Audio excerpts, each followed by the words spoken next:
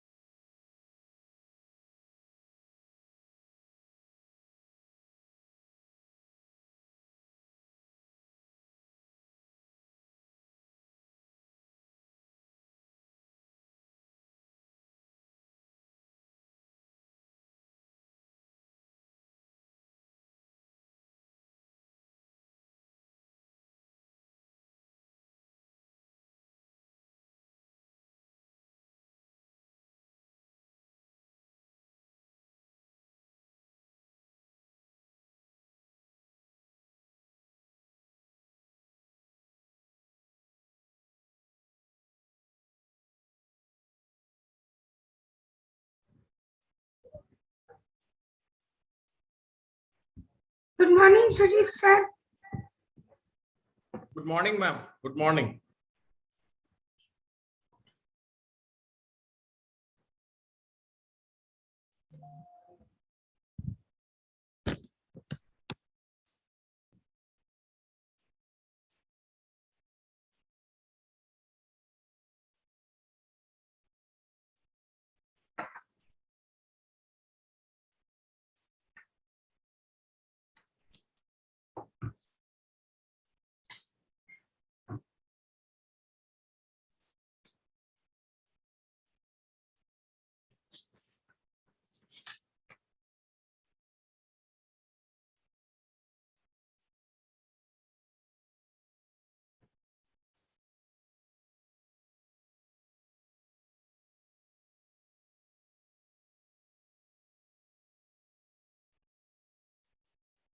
Dr. Banerjee, good morning.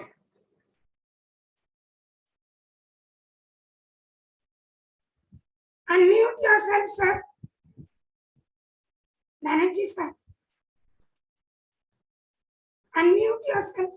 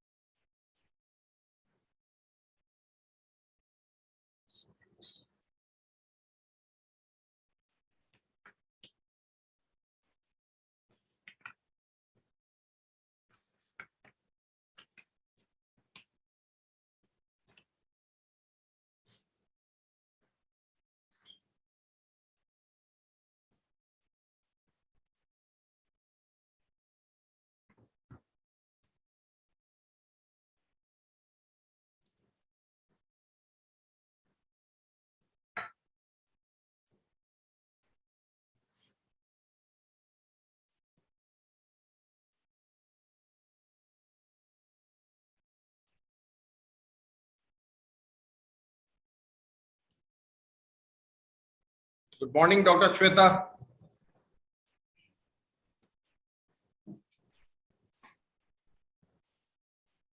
Good morning, Hariharan, sir. Am I audible? Yes, sir.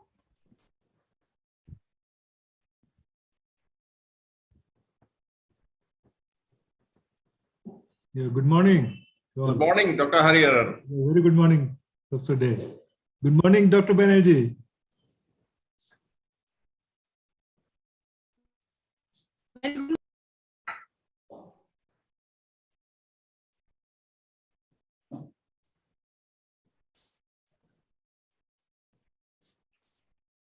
Good morning, Professor Dubey, sir. Good morning, sir. How are you? Fine, fine. Good morning, Dr. Hariharan. Good morning, good morning. Namaskar to all.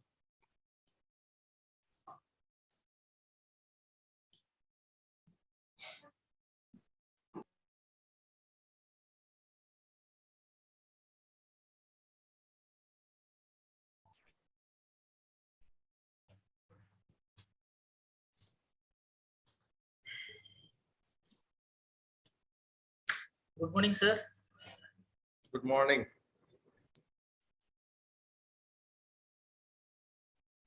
Good morning, sir. Morning. How are you, Dilip?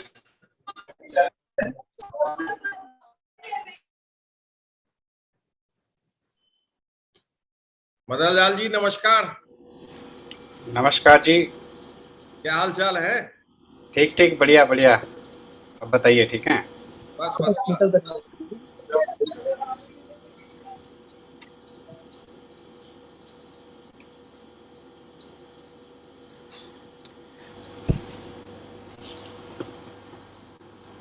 तो वे साहब, क्या हाल है?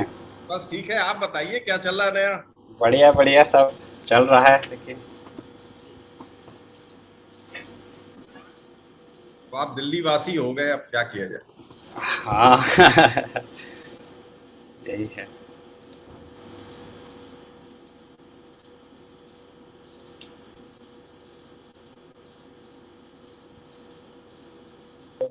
Good morning, sir. हाँ, नमस्ते sir, सुनाओ। नमस्कार। नमस्कार नमस्कार नमस्कार doctor Sujeet Kumar Dwivedi.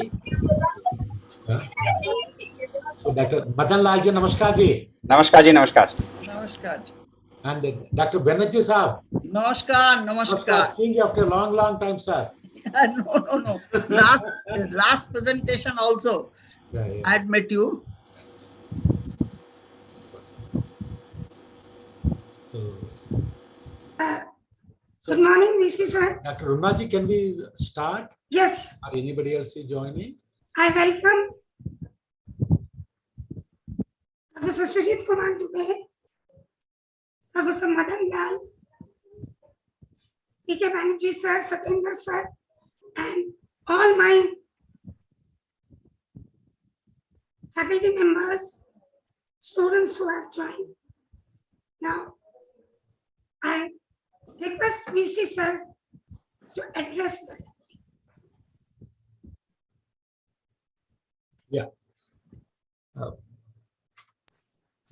Professor Sujit Kumar Dubey ji, Professor from Institute of Management, BHU Varanasi.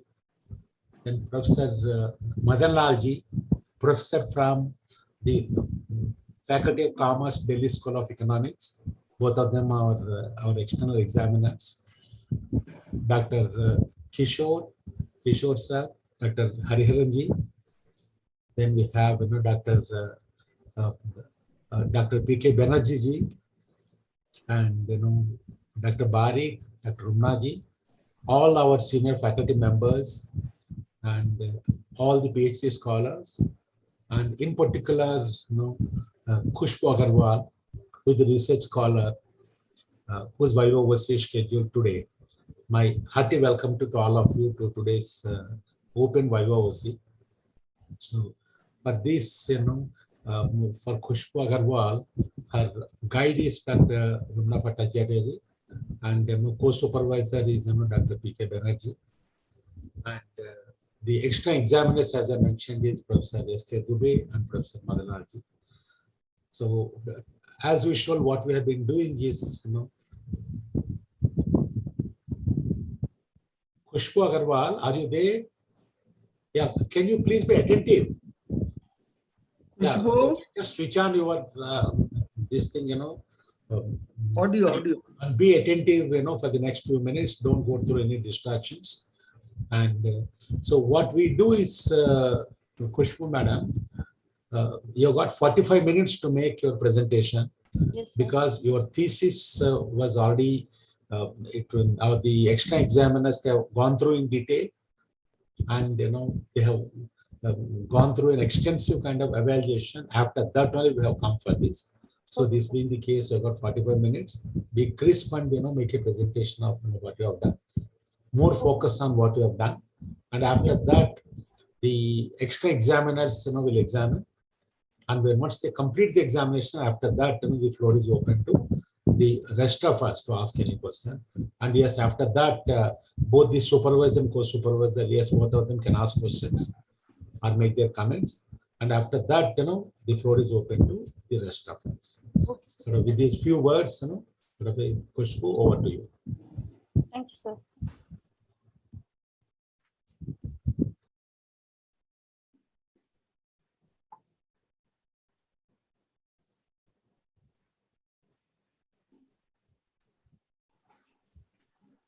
So to good morning, Honorable Professor O.R.S.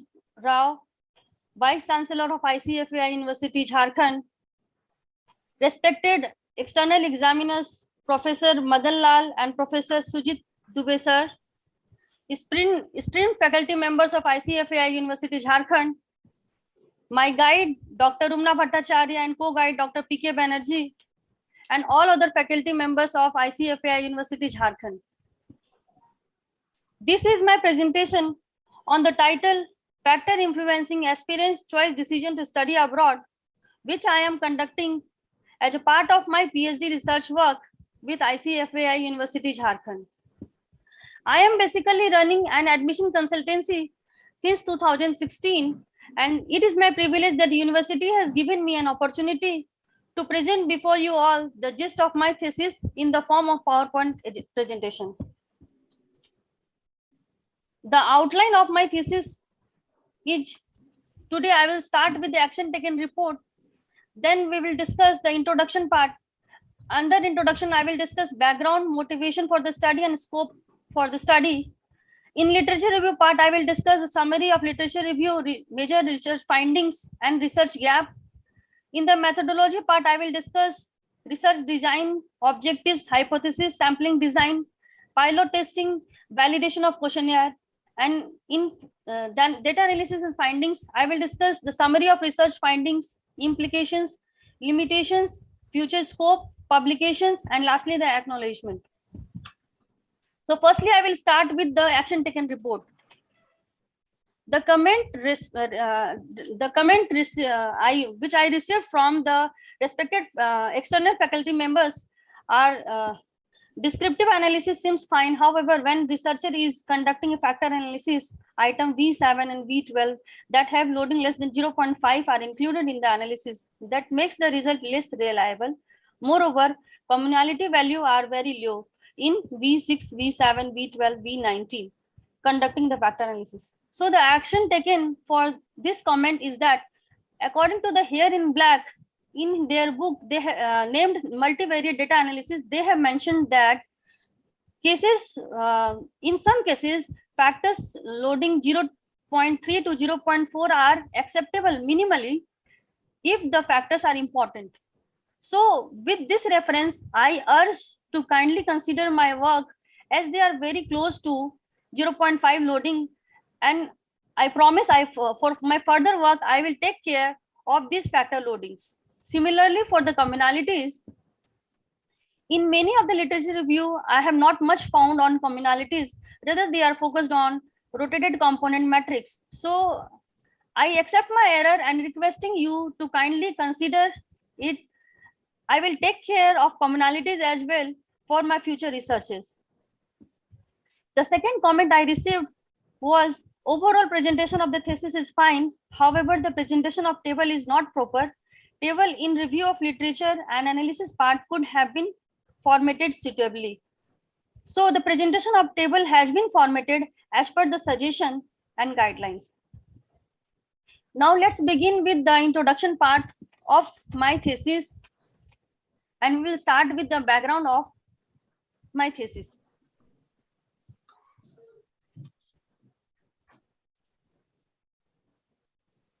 Education has widened its horizon from local school to the global boundaries, and today the general trend is that students are no more reluctant to the cross boundaries and travel different places for better education.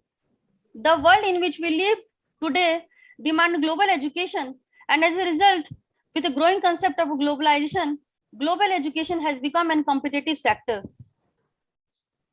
As the interest among the student is increasing day by day for overseas education, the numbers of countries are also actively participating in the recruitment of international students.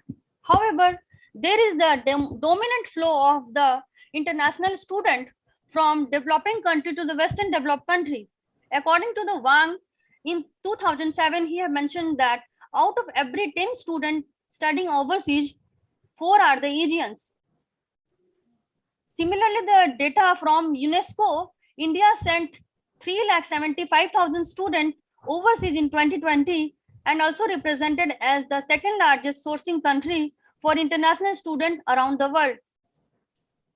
According to the data from Indian Ministry of Education, Indian student goes overseas in 2021 only till February 2021 were 71,769. The top destination countries for Indian students are US, Australia, Canada, UK, and Germany, whereas the US remains the leader in hosting the Indian student as per the UNESCO. According to the data from Open Door Fact Sheet 2021, the number of Indian students studying only in US were 1,67,582. The motivation for study. Though in India, there are the best universities available at par level with the international standard. However, the fact is that students aspiring to get admission in such top listed universities are unable to get the admission due to the limited number of seats available in such institutions. And as a result, thousands of students go abroad for their higher education every year. The key factors driving this trend is that the complexity and huge formality in getting admission in the Indian university, top listed universities. The simplicity in getting admission in abroad has a positive impact on attracting the international student, Indian student to the abroad. Another reason is that studying abroad is relatively cheaper than private colleges in India. Hence, with a growing interest among the Indian student for overseas education and ever growing number of research paper and this broad topic, the researcher of this topic is looking forward to make this contribution. Scope for the study. This study covered the student of Jharkhand who were interested to study in overseas foreign universities. The findings of this study will be of the interest of the student of Jharkhand who are interested to study abroad, foreign universities, overseas consultancies, coaching centers, and domestic universities and colleges. The study is expected to assist local universities as well as foreign universities to redesign their marketing strategy in attracting students from India in general and from selected cities of Jharkhand in a particular. Now the literature review. We do the literature. I have done the literature review to come up with the variables, and this is the literature review I have done. I have gone through the 40 books, 249 journal articles, 1 conference, 7 theses, 24 reports, and 17 websites and links. Altogether, they are 338. The major findings I got from this literature review are the effective international student recruitment policy as well as marketing policy and techniques depends on different push and pull factors. Many of the studies identified that students go through the 3 stages while choosing their study destination, which are influenced by different push and pull factors. In their first stage, they decide to study abroad, which is influenced by the domestic push factor within the country. In the second stage, they decide for the study destination, which is influenced by the pull factor of that country. And finally, in the third stage, there are additional some pull factor which make that organization or a country more attractive than its competitor, such as reputation, course content, and the staff expertise. The economic and social forces within the home country pushes the student abroad, while the student decision to select a study destination depends on various pull factors of the host country. Higher education supply related condition in the home country influence the decision to study abroad. The student mainly look to enhance their career opportunities through acquiring high quality education with worldwide recognition. The positive outcomes and considerations associated with study abroad includes intellectual and personal growth, career development, cost and financial aid available, opportunity to grow and develop as a person, help to become more globally minded, experiencing a new culture, and improvement in the language skill. And the gap which I have identified from the problem statement and the literature review is the major gap I identify is the seat unavailability of the desired course in India. There has not been much research found covering the seat unavailability of desired course. Hence, this study tries to cover the seat unavailability factor in this study. Another, after COVID and Ukraine-Russia war, there are a number of articles published upon the Indian student studying abroad. However, India is the second largest sourcing country for international students from last many years, but most of the research has been focused upon developed countries like the US, Australia, UK, New Zealand, Canada, whereas very less research has been focused on the Indian student. Hence, this study tries to cover the Indian context of choice decision. Similarly, from Jharkhand and Bihar, many students each year go abroad for their higher education. However, no any importance has been given to the state like Jharkhand for such topic. Therefore, this study has considered Jharkhand for the study. Now, based on the literature review and the problem identified, I have formulated a conceptual framework where I have taken 5 independent variables. Those variables are seat unavailability of desired course, cost benefit and personal development, career advancement, for high social status and worldwide recognition. Whereas for the dependent variable, I have considered taken student choice decision. These are the research objective I have undertaken for my research purpose. The first objective is to identify the factors influencing student choice decision to study abroad. The second objective is to study the benefit that students looking for while taking decision to study abroad. The third objective is to analyze the obstacles that disturb the student while taking decision to study abroad. Similarly, the fourth objective is to investigate the relationship between the influencing factors and Jharkhand student choice decision to study abroad. The fifth objective is to study the impact of influencing factors on student choice decision to study abroad. And the last objective is to find out whether factors identified as influencing choice decision varying with demographic profile of the student. Based on the objective, for first three objectives, we have not formulated any hypothesis. We have tried to analyze first three objectives based on the literature review, descriptive analysis, and on factor analysis. For the fourth objective, I have formulated a hypothesis, and the alternative hypothesis for objective 4 is there is a relationship between the influencing factors and Jharkhand student choice decision to study abroad. And the influencing factors are seat unavailability, cost benefit, and personal development, career advancement, high social status, and worldwide recognition. Similarly, for fifth objective, I have formulated 5 individual hypotheses. The first alternative hypothesis for fifth objective is entry problem impact the Jharkhand student choice decision to study abroad. Cost, benefit, and personal development influence the Jharkhand student choice decision to study abroad. Career advancement impact the Jharkhand student choice decision to study abroad. The fourth alternative objective is high social status influence the Jharkhand student choice decision to study abroad. And fifth alternative hypothesis is worldwide recognition impact the Jharkhand student choice decision to study abroad. Similarly, for the sixth objective, I have formulated an alternative hypothesis like there is a significant difference in the perception among Jharkhand students on influencing factors of choice decision to study abroad based on gender. Now the research design.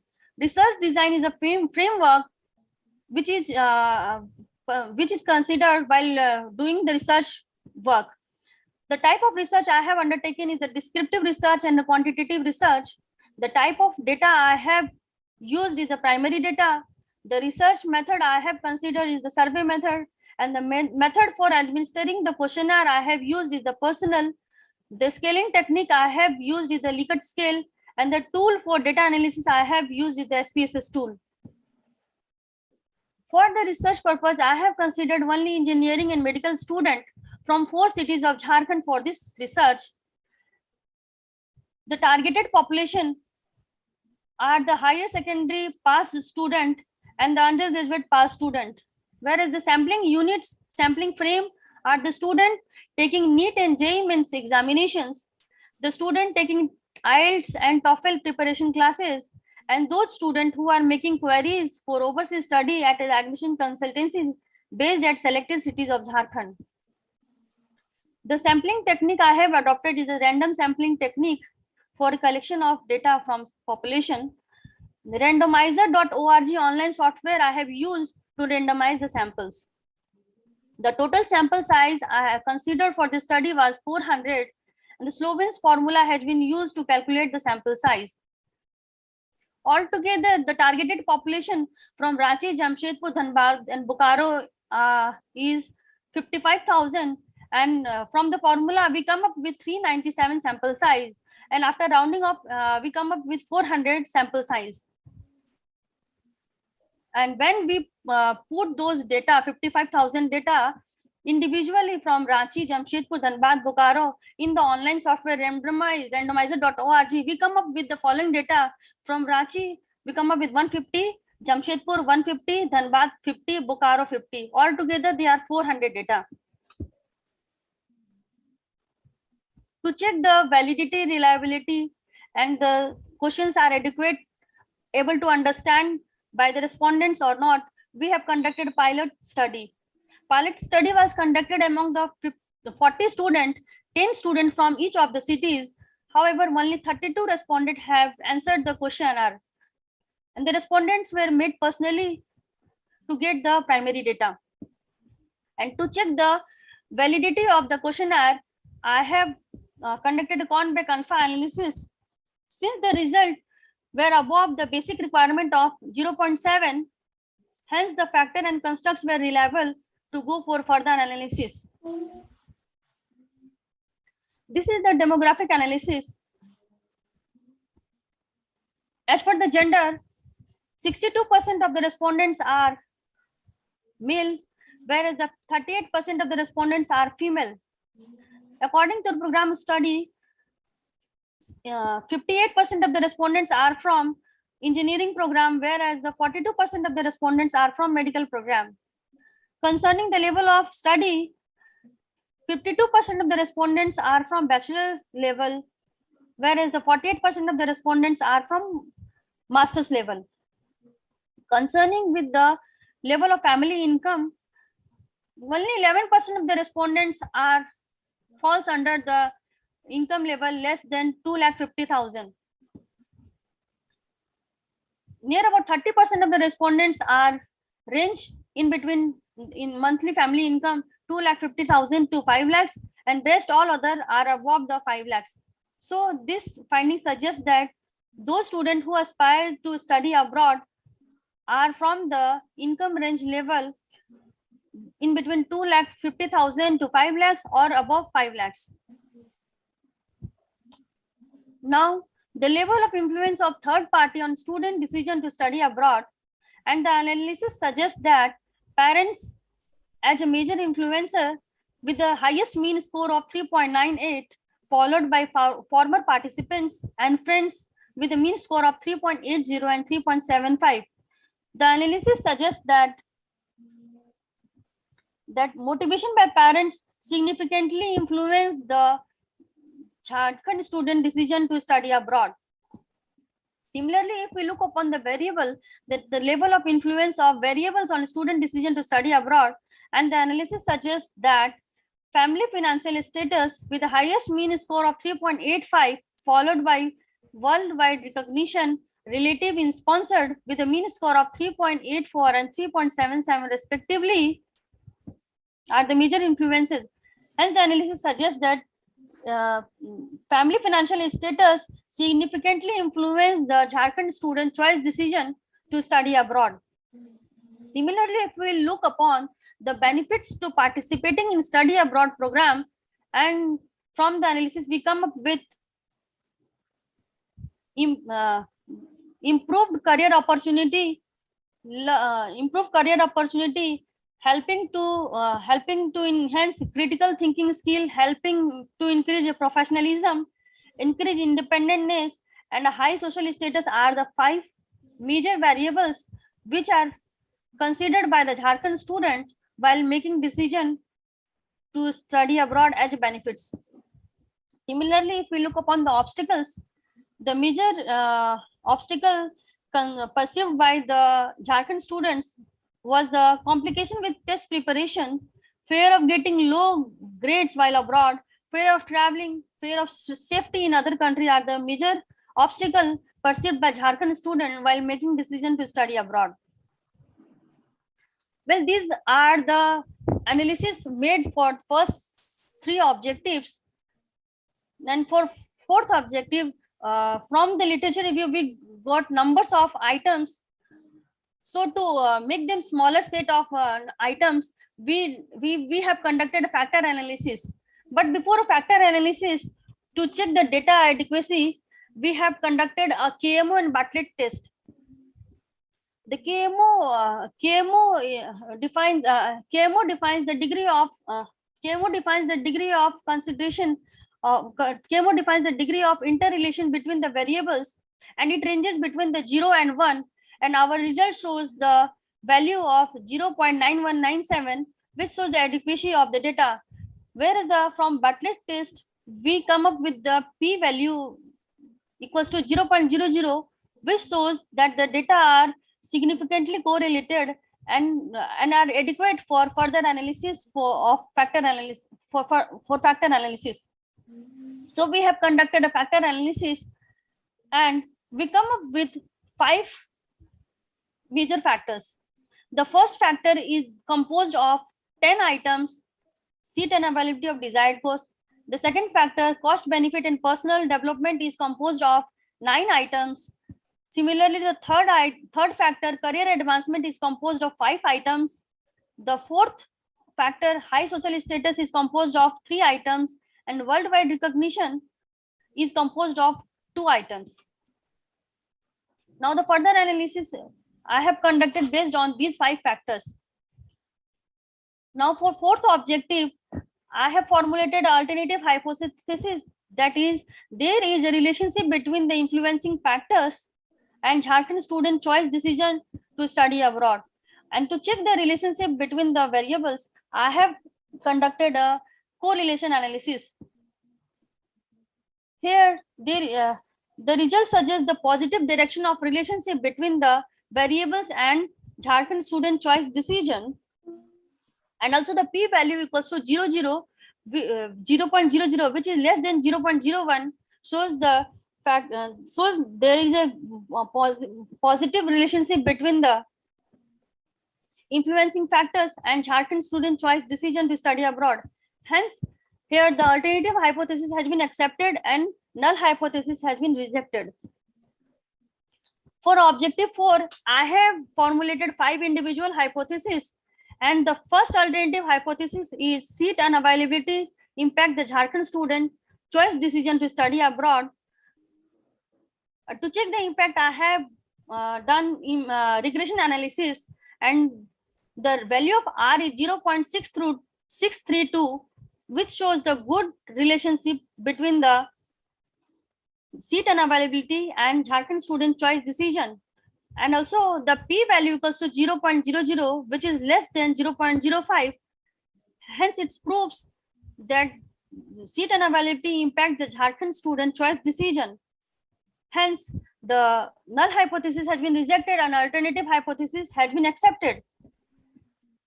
Similarly, the second alternative hypothesis for objective 5 is cost benefit and personal development impact Jharkhand student choice decision to study abroad. The value of R is 0.748, which shows the good and strong relationship between the cost benefit and personal development and Jharkhand student choice decision. And also the p-value is 0.00, which is less than 0.05, which proves cost benefit and personal development impact the Jharkhand student choice decision. Hence, null hypothesis has been rejected and alternative hypothesis has been accepted. The third alternative hypothesis for fifth objective is career advancement impact the Jharkhand student choice decision to study abroad. Here the value of R is 0.792, which shows the strong, good and strong relationship between the career advancement and Jharkhand student choice decision. Whereas the p-value equals to 0.00, which is less than 0.05, which proves career advancement impact Jharkhand student choice decision to study abroad. Hence, the null hypothesis has been rejected and alternative hypothesis has been accepted. Similarly, for the fourth alternative hypothesis of objective 5, the high social status influenced the Jharkhand student choice decision to study abroad. The value of R is 0.731, which shows the good and strong relationship between the high social status and Jharkhand student choice decision. And the p-value is 0.00, which is less than 0.05. This proves the high social status influenced the Jharkhand student choice decision. Hence, the alternative hypothesis has been accepted. Similarly, the fifth alternative hypothesis of objective 5 is worldwide recognition impact the Jharkhand student choice decision to study abroad. And here the value of R is 0.785, which shows the good and strong relationship between the worldwide recognition and Jharkhand student choice decision. And the value of P is 0.00, which is less than 0.05. This proves worldwide recognition impact Jharkhand student choice decision. Hence, alternative hypothesis has been accepted. Now for the sixth objective, I have formulated a hypothesis. The hypothesis, alternative hypothesis, is there is significant difference in the perception among the Jharkhand student on influencing factors of choice decision to study abroad based on genders. And to check the difference in the perception among the Jharkhand student, I have conducted a one-way ANOVA analysis. And from the analysis, I come up, we can see the except seat unavailability and high social status, all other factors, p-value is less than 0.05. And also the analysis suggests that the female counterparts are more attentive for all the factors in compared to male counterparts, as the mean value of female respondents in all the factors are higher than the male respondents. Hence, this is the sufficient evidence to reject the null hypothesis and accept the alternative hypothesis. This is the summary of the analysis. Like for first three objective, we have we have not formulated any hypothesis. We have tried to analyze first three objective with the help of literature review, then factor analysis and descriptive analysis. For the fourth objective, I have formulated a hypothesis to check the relationship between the variables and student choice decision. I have conducted a correlation analysis, and from the analysis we come up with alternative hypothesis has been accepted. For the fifth objective, I have formulated 5 individual hypotheses, and to check the impact, I have run the regression analysis, and from the result of 5 hypotheses, all the alternative hypothesis has been accepted and null has been rejected. For the sixth objective, I have formulated a hypothesis, and to check the significant difference in the perception among the Jharkhand student based on gender, I have done one-way ANOVA, and the analysis suggests an alternative hypothesis has been accepted and null hypothesis has been rejected. The overall summary from the research is there is a strong and positive relationship between the seat unavailability in home country, cost benefit and personal development, career advancement, high social status and worldwide recognition. Similarly, the study also suggests that factors identified choice decision has been varying from demographic profile of the student in some cases. The study discovers that there is a strong influence of parents, former participants and friends studying abroad in affecting the international student choice decision among the Jharkhand students. Apart from the most influencing factors as a person, the study also demonstrated that the variables like family financial status, seeking qualification with worldwide recognition, and relative sponsored are the major influencer to the Jharkhand student. The study also discovers that unavailability of seat in home country, cost effectiveness, unavailability of the desired course in home country, high social status, personal development, career advancement, culture understanding, improved critical thinking skill are an important benefit connected to the international education. The study also concluded that the barriers related to the difficulty in test preparations, admission formalities, and low grade fear of safety, fear of traveling to new country are the major obstacle perceived by the Jharkhand student while taking decision to study abroad. The impact of COVID-19 pandemic on international higher education student mobility. COVID-19 had disturbed the international higher education, which resulted in 4 out of 10 students had cancelled or postponed their program to study abroad. Between the March and July 2020, there plentiful of the survey has been conducted, and the number of these studies has been focused on India and indicated that majority of the students applying for abroad are unlikely about to cancel or delay their study abroad plans. The data shows 57% of the Indian student has either delayed or postponed or canceled their plan to study abroad.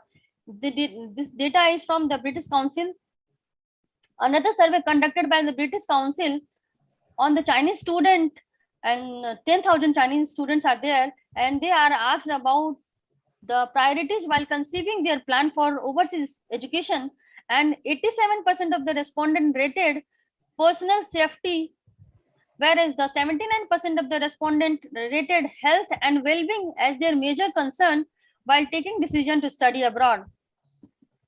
Similarly, another survey conducted among the Indian students found that 3 key factors determined the choice decision of study. Those are the safety, employability, and reputation.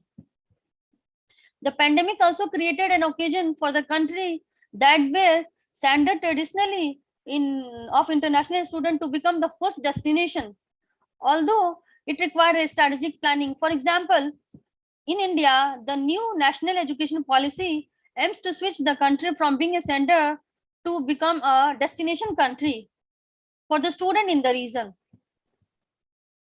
Now the comparison of result with the previous literature findings.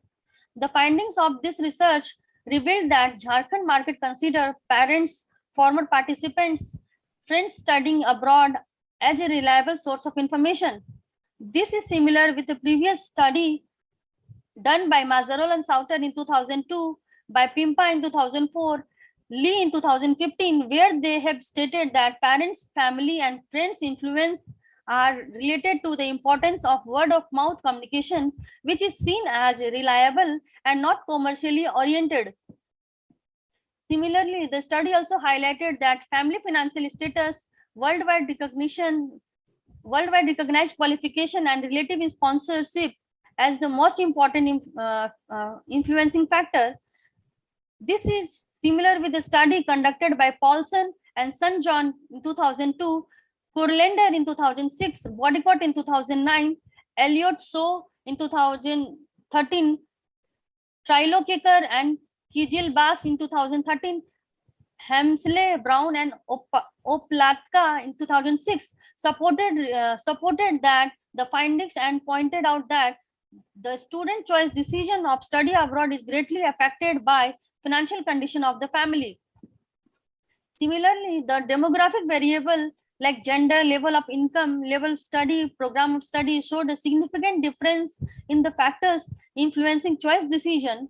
And this is the similar with the study conducted by Sam 2001, Sidin Hussein and Soon 2003, Aldemir and Gulkan 2004, Joseph Yakhau and Stone 2005, Velotsu, Patton Levis 2005, and Baharun Awang Padli 2011, Sojkin et al. 2012, Hemsley Brown Oplatka 2015 supported that the gender is the most researched previous studies related to the student demographic factor in choice and decision making.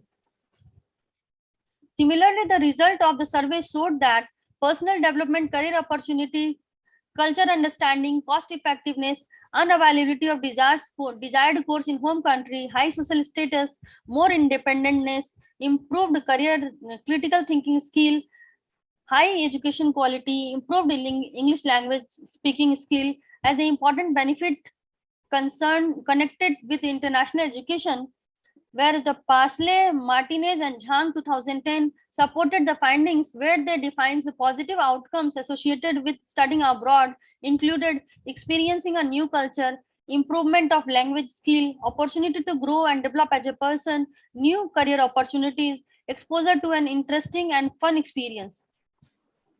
Similarly, the result of the survey study also showed that the entry problem related to the complication with test preparation, fear of getting low grades while abroad study, fear of safety, fear of traveling to other country are the biggest perceived obstacles. Whereas the Brooks Fry 2009, Doyle et al. 2009, Matthew Hemister and Hosley 1998, Sanchez, Fornerino, and Zhang 2006 contradicted our findings, stating that barriers most frequently cited was the cost of study and the lack of family support.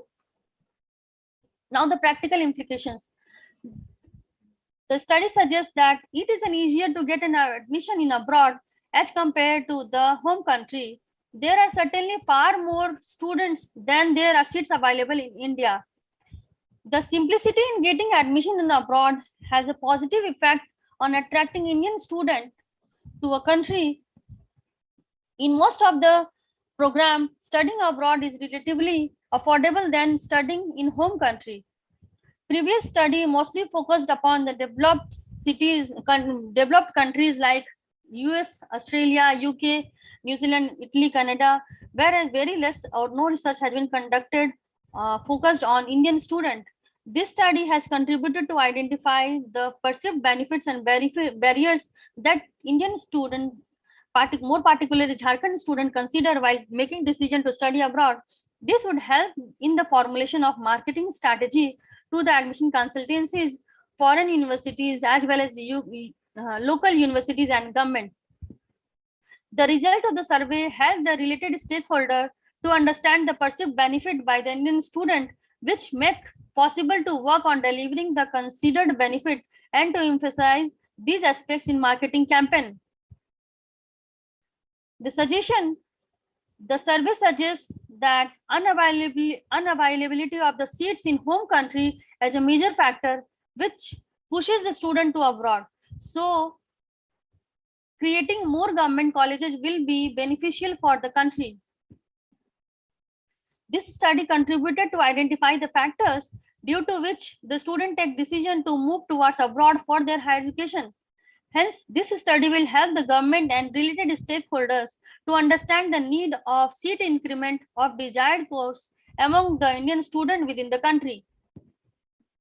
As the new national education policy of India aims to switch the country from being a center to become a destination country for students, this study would help the government and higher education institution to redesign their marketing strategy as well as to develop more diverse admission procedure by trimming down the admission formalities. This study has contributed to identify the perceived benefit and barriers that Jharkhand students consider while making decision to study abroad. This would help in formulation of the marketing strategy to the local universities and colleges as well as to the foreign universities. The study directed that factors such as seeking qualification with worldwide recognition pushes and motivates the student to pursue their study from abroad. Hence, Indian institutions and colleges should be accredited internationally and should be recognized all over the world and can open many doors for the student around the globe. These are the limitations, like the research study is limited to the data collection over a period of from July 2017 to December 2019. The impact of COVID-19 is not included in the study as the data collection and analysis has already been done. The impact of Ukraine crisis not included in the study as the data collection and analysis work has already been done. The ease of getting admission in abroad as well as the personal safety are the two most important factors has been identified in the study. However, these are not studied in this research and should be researched further. The research study is limited to only those respondents of Jharkhand who are interested to study abroad. The research study is limited to only 4 cities of Jharkhand, such as Ranchi, Jamshedpur, Dhanbad, and Bokaro. Other cities of Jharkhand are not being studied.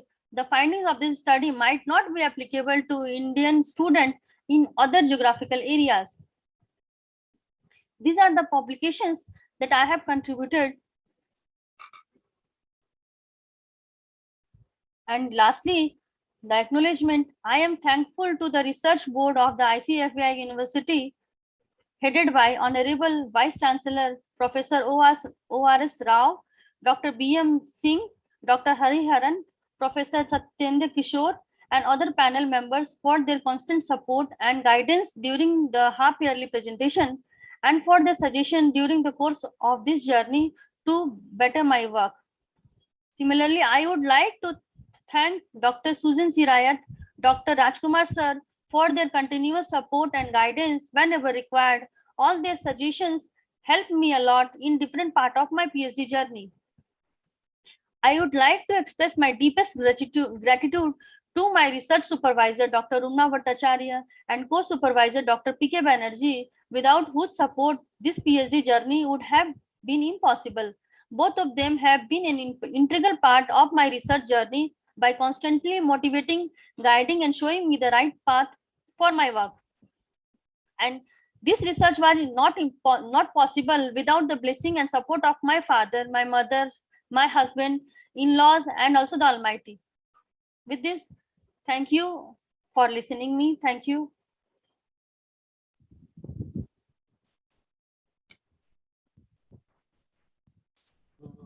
Very good, Khushbu Agarwal. It's a very crisp presentation. So now we move over to Professor Sujit Kumar Dubey ji.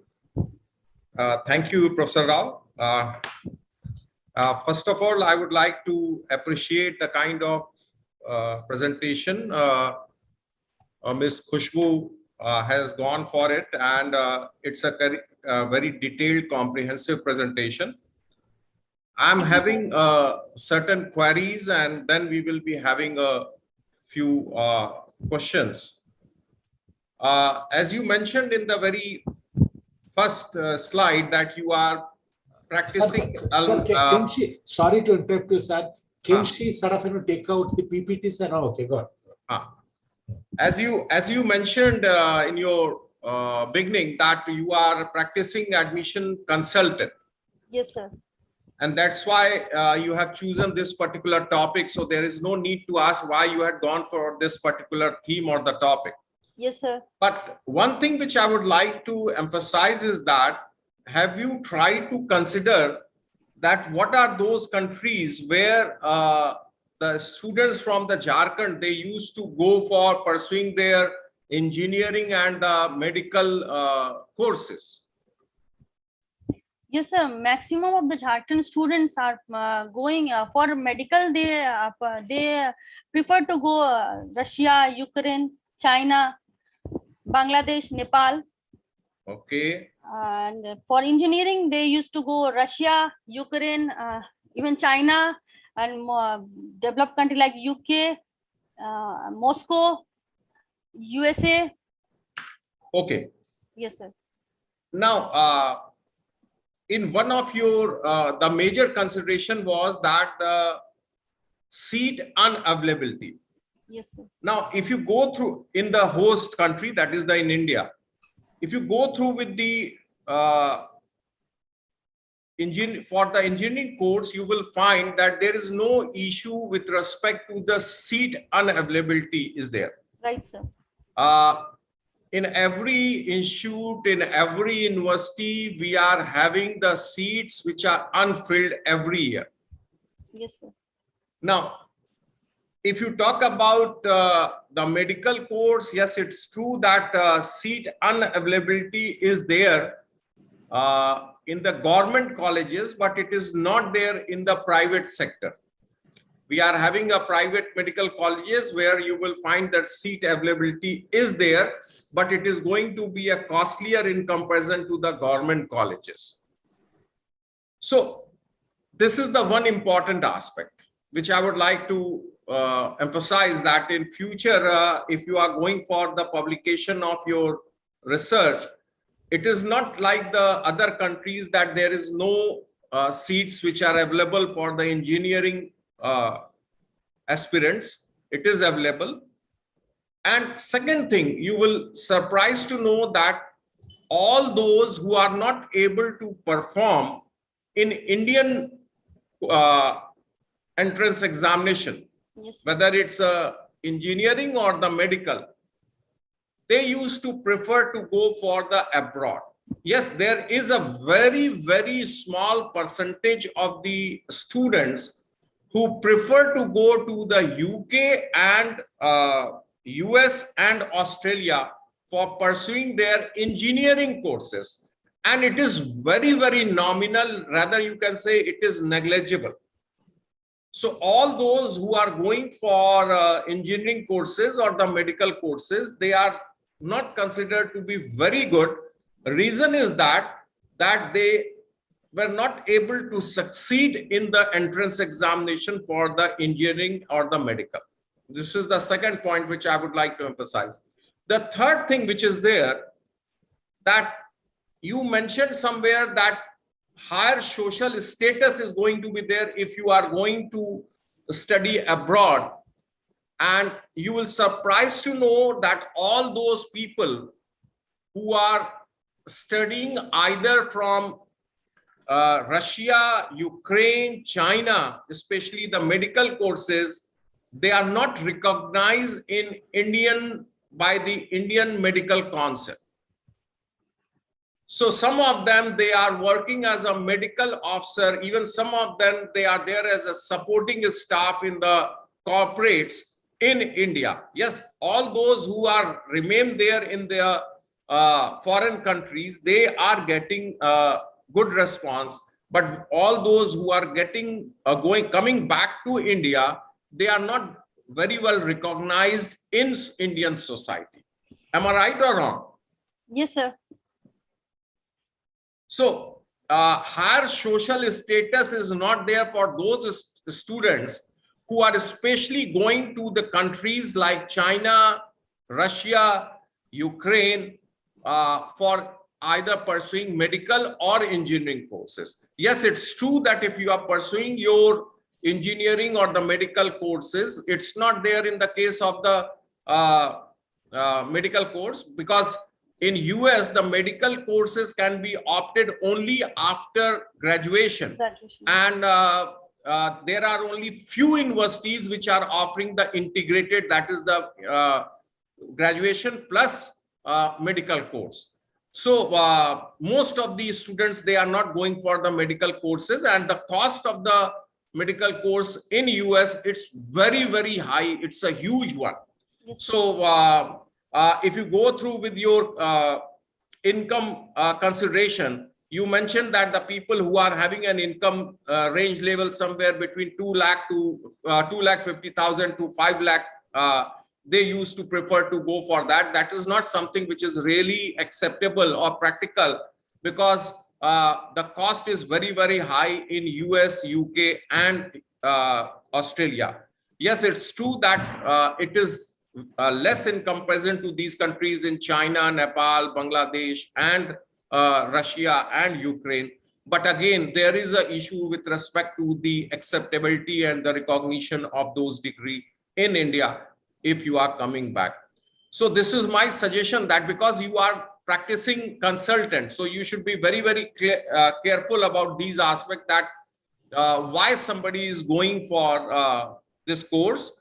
All those people who are pursuing their medical from these countries, they are pursuing with a single reason, that either their parents are there as a doctor and they are running a clinic, so automatically they will join those clinics, and there will be no issue. Or if somebody is very, very clear that you are not able to succeed in Indian environment, they are going for the medical courses in abroad, especially to these countries. So it's not there that 1 to 2% or 3% people are going for the undergraduation course, especially in engineering or the medical from US and Australia and this UK. So this is my suggestion to you, that because you are practicing there, so you should know that this is the reality and why people are going for abroad. Now come to your thesis. You have targeted the people, that is all those who are aspirants for NEET and JEE. So why you have considered that as a respondents?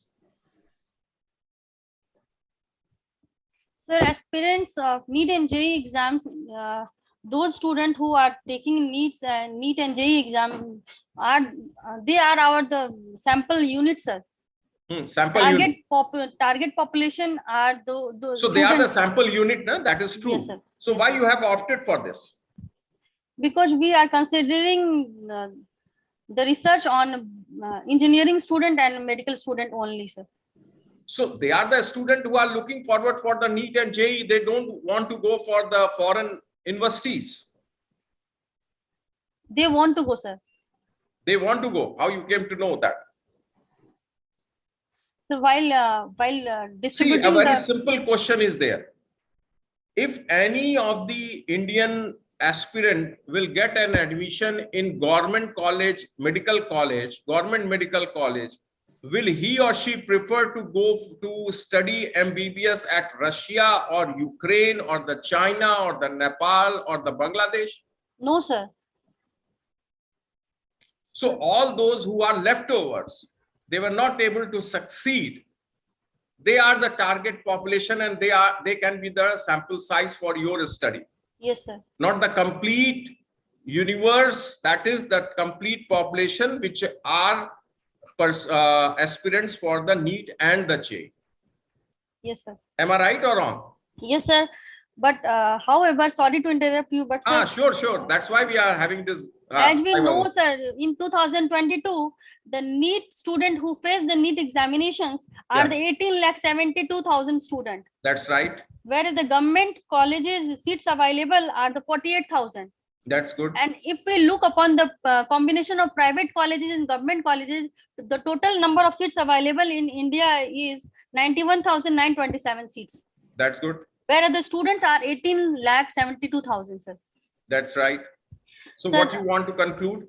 So that even the student are scoring high, like in NEET or JEE means like 600 plus marks in NEET, but we have the only seats of 91,000 students.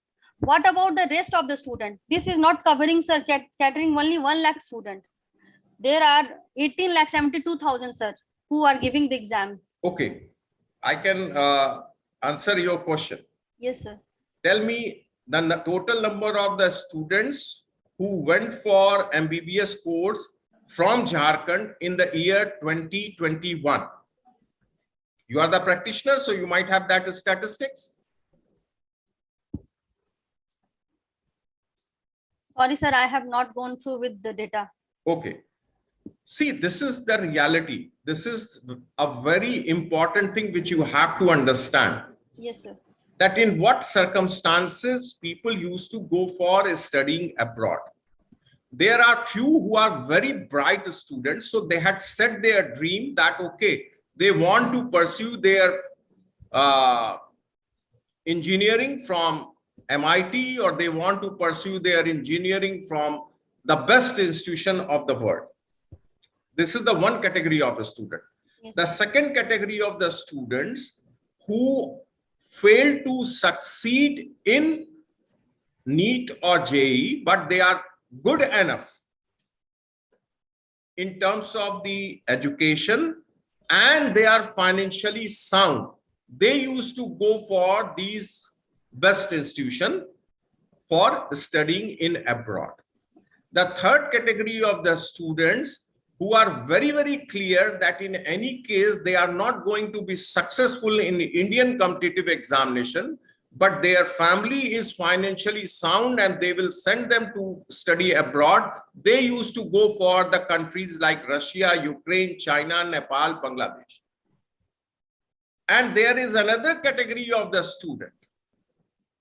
They go for drop and they continue for study in India so that they can compete or successful next year in the NEET or JEE examination, yes, because they know that their financial status is not good. So basically we are having four kind of the people or the students or the aspirants who are interested or who are not interested in studying abroad with their particular reason or the logic. So now my emphasis is that in future, if you will get a chance, you can go for studying that what are those countries where a student used to prefer and what is the clear reason for studying abroad. The clear reason you have already pointed out that the family financial status in your finding. This is the only reason. Just because of that, people are pursuing the courses from abroad. Otherwise, there are certain cases where you will find that people are good enough, but they can't go for the courses just because of the financial constraint. And there is another point you have pointed out, the relative sponsors.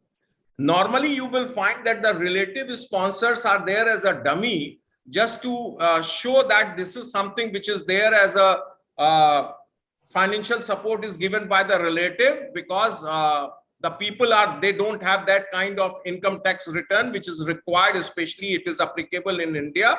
Whereas, and that is what we had witnessed when the people used to come back from the Ukraine, that they had paid a very huge amount of money, and in reality, their parents were there as a farmer. Yes, sir. And they were not going for the income tax return. And they were paying somewhere around 10 lakh rupees per annum as a fee to the different universities or the institution. So this is a very important fact, or the which was revealed during the Ukraine war only. And I'm very much hopeful that the government of India might have already started working on that who are the students whose parents are there in India and they are sending their kids to abroad, and they don't have that kind of financial implications, especially in the terms of income tax return. So this is something which is important, that why I'm sharing all this thing and discussing with you, that try to understand the reality which is there, because you are consulted. So try to understand the reality which is there, and accordingly try to convince the people who are really having the potential in terms of the financial status, rather than the all other factors which are there. Yes, sir. So this is a general discussion or the query which is there from my side. There is one thing which I would like to emphasize on, that you have presented very well the summary of literature review. And the number of books you have studied, the number of research paper you have gone through, the number of articles you have studied, the website you consulted. Now, somewhere you have written that you consulted 40 books on the subject. So can you name the 4 or 5 books which are available on this particular theme? Because your topic is something which is very peculiar. It's not a general topic like marketing or the HR, where number of the books are available. So from where you got this 40 number of the odd books which are really relevant for your research? Do you remember that you have mentioned the 40 books? Yes, sir. Sir, those 40 books includes the theme of the topic plus research methodology book and all other books. Okay, So, can you name 1 or 2 books which are there on your relevant theme? yes, sir. Sir, the first one is the Bhandari and Blumenthal 2011. The book titled The International Student and Global Mobility in Higher Education. The second, sir, Jones and Brown 2007. The book name is Internationalizing and Higher Education. So you have already mentioned in your limitation that it is something which is very much restricted to the Indian context, especially Jharkhand. So how many books are available by the Indian author in Indian context? Only 1? No, sir, I found 2 or 3, sir. 2 or 3. Okay. Now there is last query which is there from my side. How this study is going to be helpful in running your business?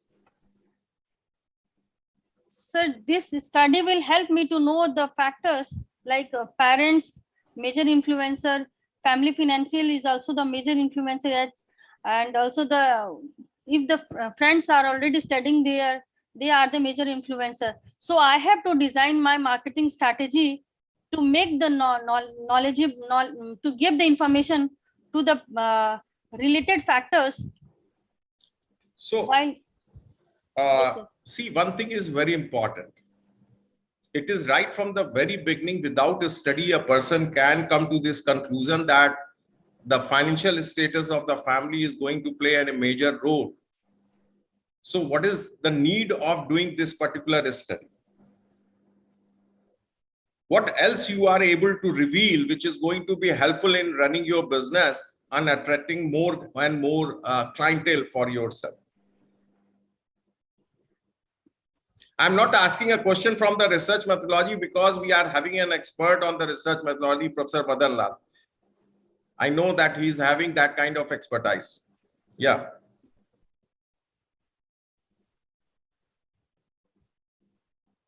Sir, the findings will help me to understand the factors which are impacting the Jharkhand student.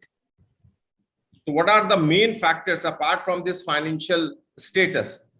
Relative sponsors are again not going to be very relevant. So It is like only there to complete the formality, paper formalities. so students are looking for a career advancement. Career worldwide. advancement is not there. If you are going to Ukraine, if you are going to Russia, if you are going to China, if you are going to the Nepal, to some extent, if you are going to the Nepal, you are getting a career advancement, but especially in Russia, Ukraine, China, it's not there. Yes, you are going to have a degree which is not acceptable in India. Sir, those are acceptable with the exit exam. The Medical Council of India So has again, done- you have to appear. Yeah, Yes, sir. that is true. And Yes, most sir. of them, And if they are not able to clear that exam. हम यही जानना चाहते हैं. This is what I want to know, that what exactly you are going to gain so that you can attract better clientele for yourself, for your firm.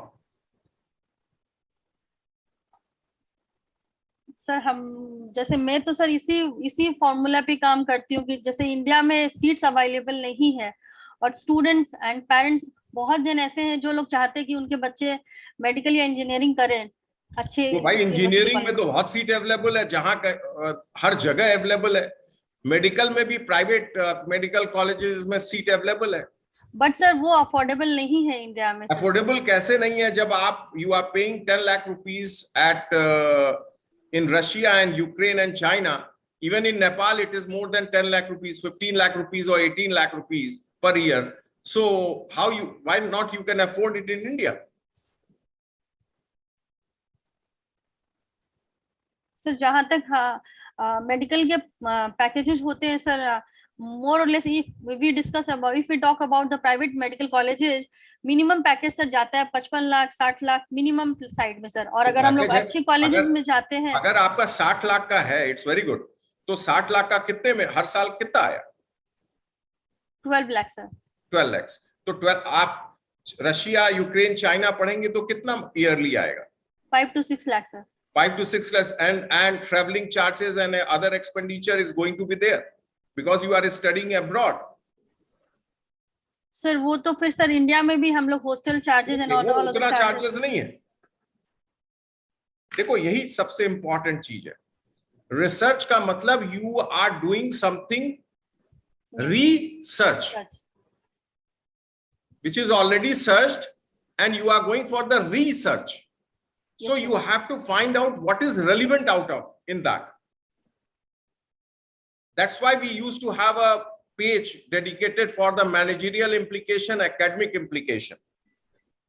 And if you go through with your study, you will find that there is a class of people who can afford the Indian medical colleges, who can afford the other engineering colleges in India, which is not up to the mark. They used to prefer to go abroad to study.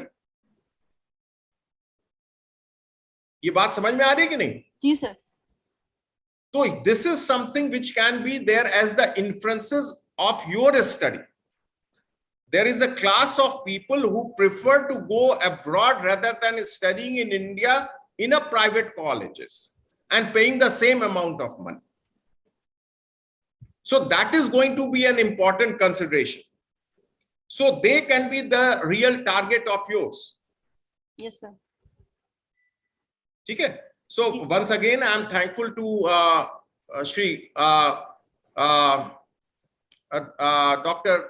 P.K. Banerjee and Dr. Ruma Bhattacharya for giving me this opportunity, and I must appreciate the kind of work Khushbu has done. It is very comprehensive, it is very detailed in nature, and certainly it is going to be useful for the academic purpose as well as the managerial implication.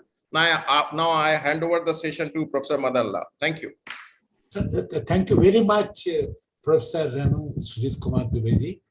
for your very, very comprehensive evaluation of both the thesis and also the Voce. So now over to Professor Madan Lalji. Thank you, Professor Rao. And Professor Dubey has made my work very easy, comprehensively has discussed the findings and the literature also comprehensively covered. And thank you to Rupna Bhattacharya and P.K. Banerjee, esteemed other colleagues and research scholars. So I find this one of the practice, a good practice of yours, that both the examiner, external examiners are there on the board, and secondly is some of the things which you have done. It is action taken report. At least you have done this is good practice.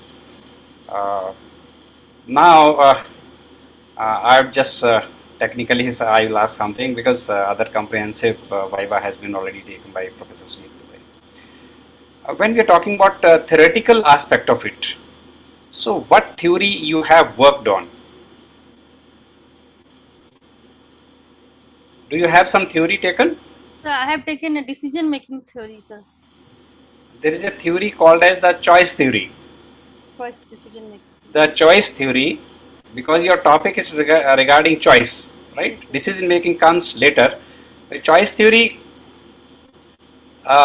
given by the Glasser, and that also talked about rational choice theory also. It extends like that.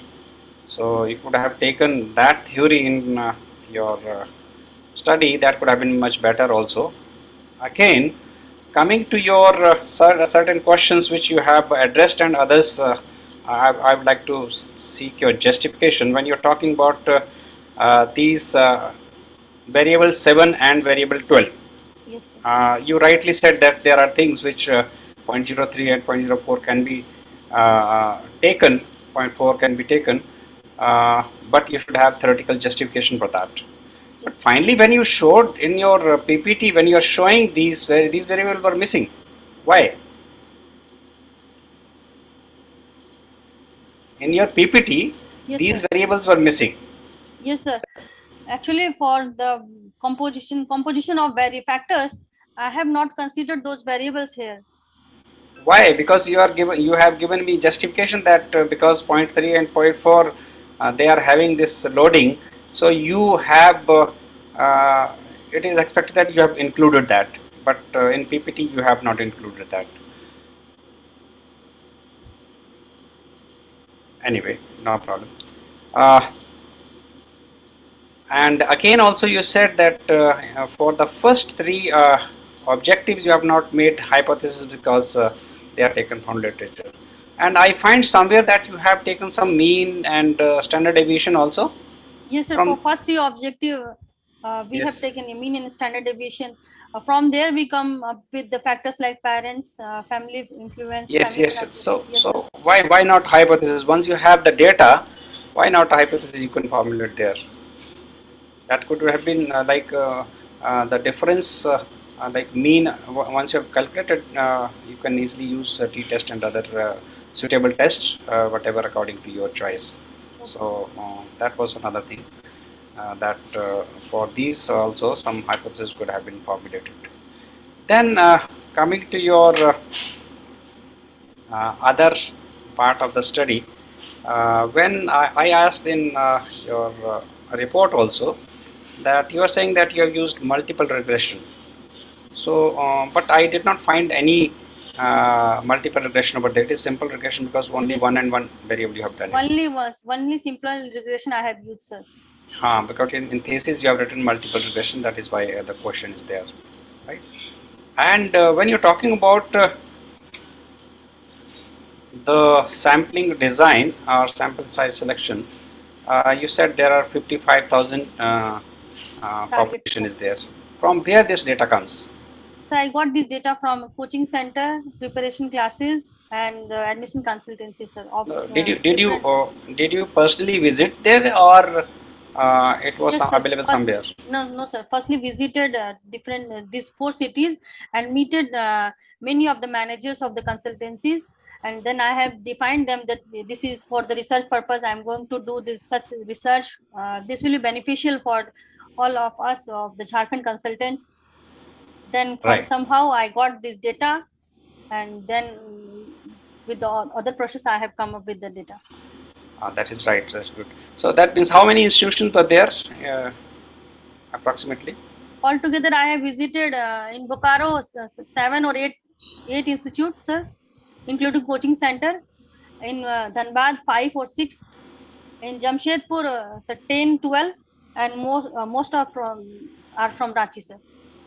Okay. And then these were the names of the people available or the registration? Because I just wanted to know that how was the process of this randomization was done. They have given me the data, sir, of the student, like from their register or from their record maintained. There we got the data, and we insist them to give us data from the questionnaire to fill the questionnaire, and from there we got the data and work on that, sir. Okay. So there I find in your thesis also that your content part is also not properly written. If you see content of the table of contents, Yes, sir. there are certain say I don't know whether it's copy paste or what is there, something is there in the content part. Similarly, in between thesis also there are certain things which seem that you have not edited it properly. What was the reason? Sir, actually, I have not updated the table of content because the checking process of after completion of my thesis, the checking process within the university is going on. I am getting the frequent feedback from the faculties from the university, and but as per the feedback, I have not updated that table of content. And when you're talking about that your research was up to December 2019, from where this observation of pandemic comes? Why you talked about pandemic when this is not the part of your research? Sir, actually, while making the half-yearly presentation, sometimes I have discussed with the faculty members, and faculty members, the panel member has suggested me, if you put certain things, because the situation is going on with the COVID and such crisis, Ukraine crisis. So if you include some information related to this will be very useful. That's why I have. No, I don't agree with that. Yes, sir. Because once you have made the objectives, do not go beyond the objectives. Yes, sir. Otherwise, your suggestion will not be based on your objectives, and suggestion will come out of some other things which you have not done it, Yes, isn't sir. it? Yes, sir. So whatever is the scope of your research, you should not go beyond that. Okay, Right? sir. Yes. What was the reason of selecting this factor analysis? Why not other type of analysis? Sir, because I got the many of the items from the literature review, and I have not so much idea about other analysis, factor analysis. I have gone while going through the many of the journal articles, I come up with the factor analysis. So I found this is suitable and easy to incorporate. That's why I have taken the factor analysis, sir. So if my suggestion would be that if you want to improve in this, then you need to check the editing of this thesis also, and those variables, those things which you have written and not done, like multiple regression and certain variable which you said that you have justification but you have not included, they should be removed. And once again also you should whenever you are publishing something, then be specific in giving your say findings based only on objective, nothing here and nothing there, because the research has to be very specific in that. Yes, sir. Other so other things are very say asked by Professor Dubey in very descriptive manner. Just one last question I would like to ask from you, that when you are saying that your choice of say foreign country, so what do you feel that uh, the future researchers should do it? In just one simple sentence, what future researchers should study on this topic? They will study, sir, maybe the impact of COVID. What is the impact of COVID on international education? Ukraine crisis is there, sir, to study. And I have also mentioned that the personal safety and ease in admission, getting admission are the some of the variables which I have found out while studying, but I have not done the study on those deeply. So these are the some of the points I will suggest for further research. Okay, finally, actually, once you are going to have this idea, better read the blogs of the institutions where these students study, like whether in USA or in Australia or UK. Better reads blogs by these students. They write it very comprehensively, that what they expected from the course and what they are getting, and what addition they are making in their studies and career. Because this is a qualitative type of study, but it helps a lot in understanding the objective which you have taken. Yes, sir. So thank you very much, ICFAI, for giving this opportunity to be with on this panel. Thank you very much. Thank you so much. Sir, thank you very much, Professor Madan Lalji. It is a very, very incisive kind of evaluation. So now, Dr. Rumna Bhattacharya, you would like to ask any questions? As a supervisor, you also can ask questions. Thank you, VC sir, for giving me the opportunity. I don't have such question, but I would like to thank Madan Lal sir and Sujit sir for the valuable suggestion which in future we will incorporate.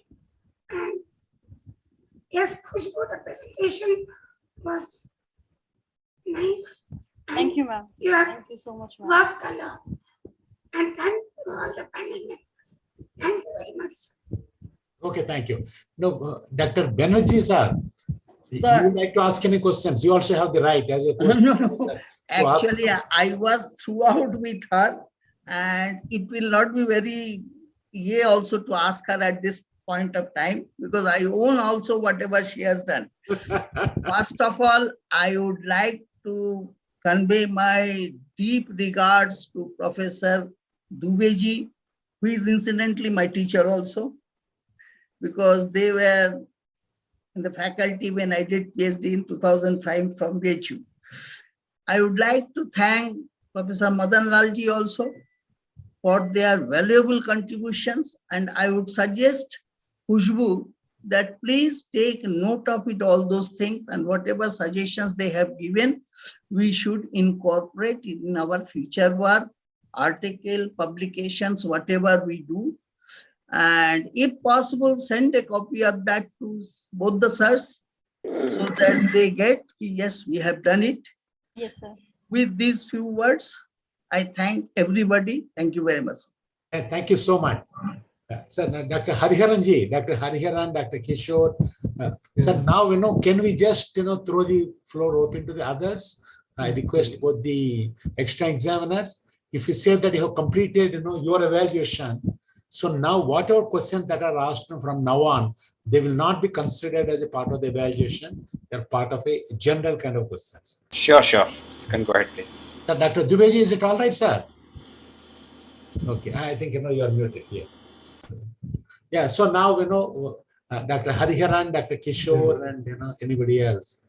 Yeah, good afternoon, Professor Rao, then to examiners, Professor Sujit Kumar Dev, Professor Madan Lal, and of course, our colleagues at ICFA University and Dr. P.K. Banerjee. It's a great opportunity to listen to the presentation of Madam Khushbu Agarwal. In fact, we have been interacting with her at different interval about her topic, sometimes to feel how she will be able to complete her thesis, but she has done it very well. And let me tell you, of course, from the examiner's questions, the queries raised and responded by her, I believe that she has done it very well and completed her PhD over there.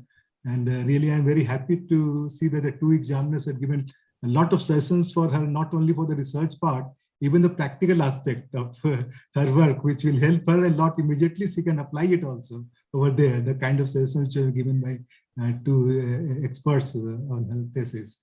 And her topic, let me tell you, when she undertook the topic, we thought this is just a topic, very few examples are there.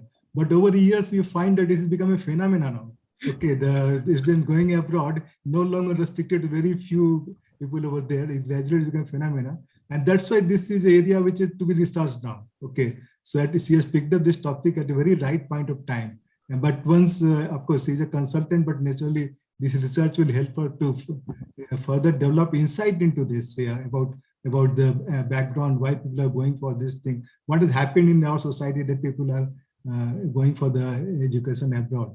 So it's a very relevant topic over there, and the kind of queries and sessions given by the examiners will certainly help her. And we are very much thankful to all of you. And of course, I am very much impressed by Dr. Dubey. At the background is having the photo frame of founder of BHU, Pandit, respected Pandit Madanand Malia. I think so, yeah, I am very much happy and impressed also, because in ICFA University, Jharkhand, we have mini BHU. Okay, so like Professor Banerjee, the co-supervisor himself from BHU, myself also from BHU, and then many of our colleagues, faculty colleagues, they are from BHU. So very nice to see all this thing. But overall, let me tell you, it's one of the finest Viva Voce presentation and Viva Voce which we have undergone. So thank you very much, and wish all the best to Madam Khushbu. And I thank both the examiners and Professor Rao, our faculty colleague, and then of course under the able guidance of Dr. Runa Bhattacharya and Dr. P.K. Banerjee. Thank you very much, and all the best. Thank you very much, Dr. Hariharan. So, any views or comments, Dr. Kishore sir? Right, sir. Yeah. Good afternoon, respected Professor Rao, Professor Sujit Kumar Dubey sir, Professor Madan Lal, and I'm very pleased to see Dr. P.K. Banerjee after a long time. I hope you are doing good. Well. Yeah. So you are settled in Ranchi only. Okay, let us meet sometime.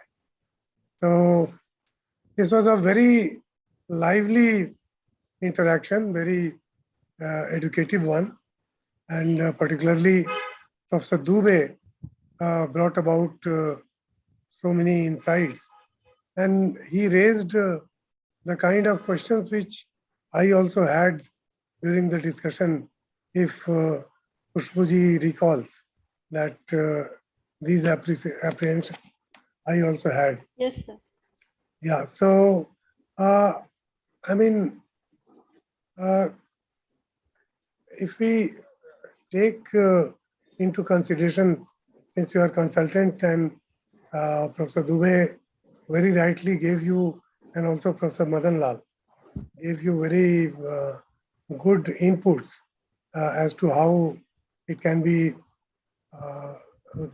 well utilized for your business purposes.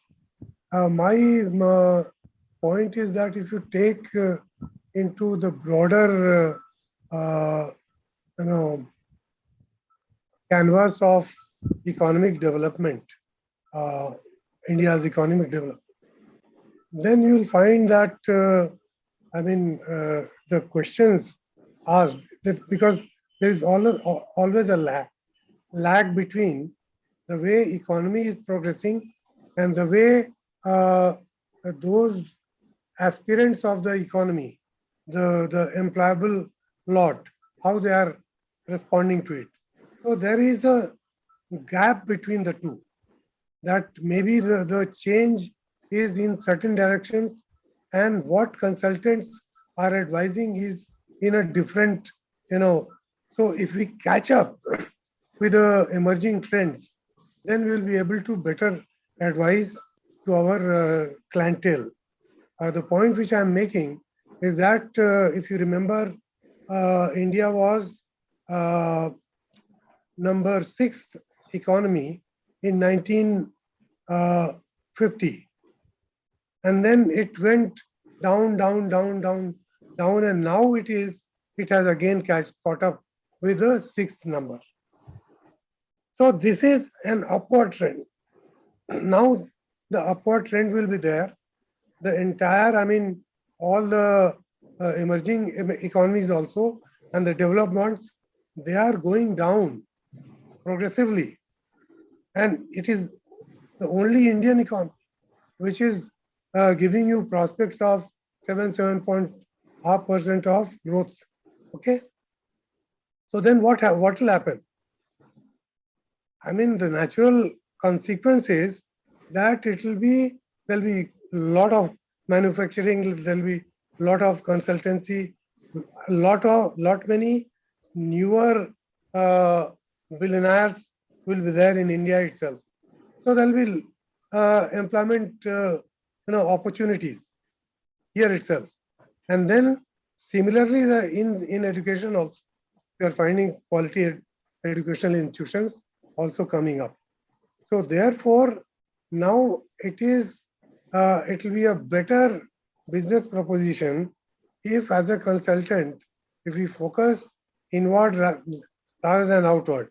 Because when they go to Ukraine and when they go to some African countries and other countries, or even UK and USA, I'll tell you that those, at least for legal education, I can bet that those who are passed from law school also, and if they think of doing masters LLM from USA, best of the universities, even from Yale, if they come back to the same consulting organizations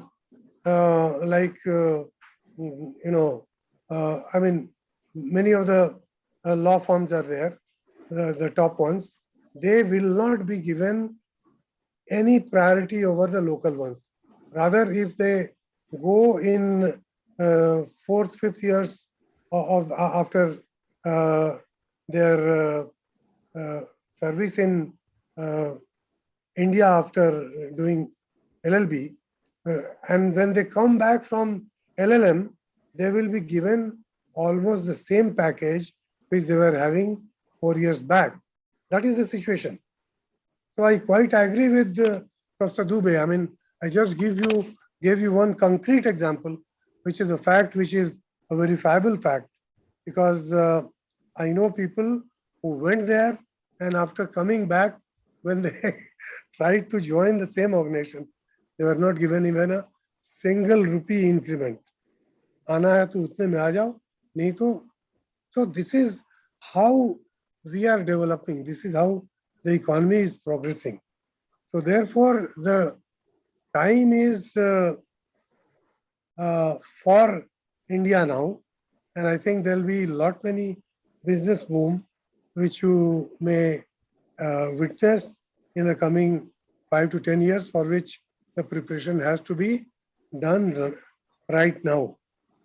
So this is my observation, and wish you all the best. Hearty congratulations for your well-deserved PhD.